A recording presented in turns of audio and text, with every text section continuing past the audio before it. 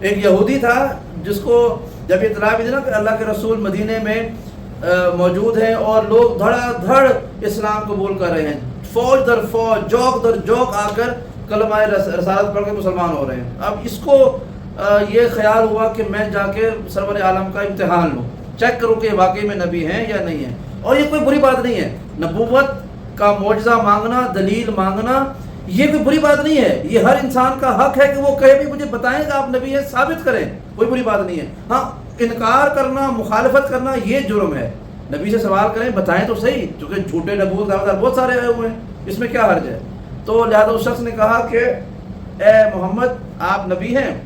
تو الحمدللہ اللہ نے نبی بنایا ہے۔ تو کہا کہ اچھا یہ بتائیں میری جیب میں کیا ہے، اگر آپ اللہ کے نبی ہیں تو میری جیب میں کیا ہے؟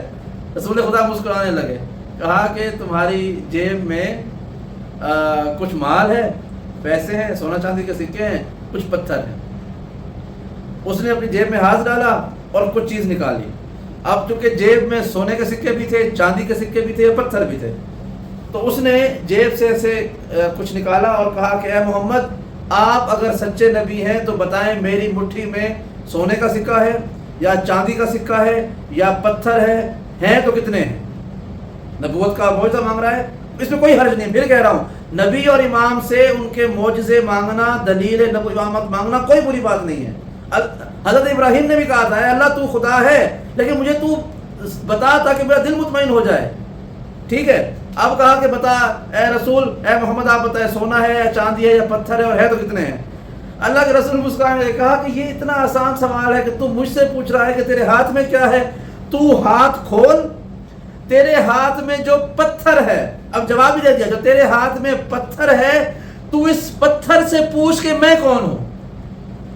تو جو پتھر تجھے بتائے گا کہ میں کون ہوں، یعنی جواب دے کہ تیرے ہاتھ میں سونا اور چاندی نہیں ہے بلکہ پتھر ہے، تو اس پتھر سے پوچھ۔ جب اس یہودی نے ہاتھ کھولا تو اس کے ہاتھ پر ایک پتھر پڑا ہوا تھا، رسول نے کہا اس پتھر سے پوچھ، تو یہودی نے ایسے ہاتھ کو چہرے کے مقابل لایا اور کہا کہ پتھر سے، کہا کہ بتاؤ یہ کون ہے؟ اس پتھر کو اللہ نے گواہ بنایا محمد مصطفیٰ کی نبوت پر، اور گویائی عطا کی، انسانی آواز میں اس پتھر سے جواب آیا کہ ہوا محمد رسول اللہ، وہ اللہ کا رسول محمد ہے، اللہ کا نبی ہے، صاحب کتاب اور شریعت ہے اور خاتم المرسلین ہے۔ اس پتھر سے آواز کا آنا تھا کہ اس یہودی نے اللہ کے رسول کے ہاتھ کو تھاما، آپ کے ہاتھ کا بوسہ لے کر کلمہ اسلام پڑھا اور اس پتھر کی وجہ سے مسلمان ہو گیا۔ اور جب یہ منظر ہو رہا تھا تو اس وقت بہت سے اصحاب کھڑے ہوئے دیکھ رہے تھے، میں کہوں گا کہ بہت بڑے بڑے علماء سے، بڑے بڑے نامور اور قداور شخصیات سے تو وہ ہاتھ کا پتھر بھی بہتر نکلا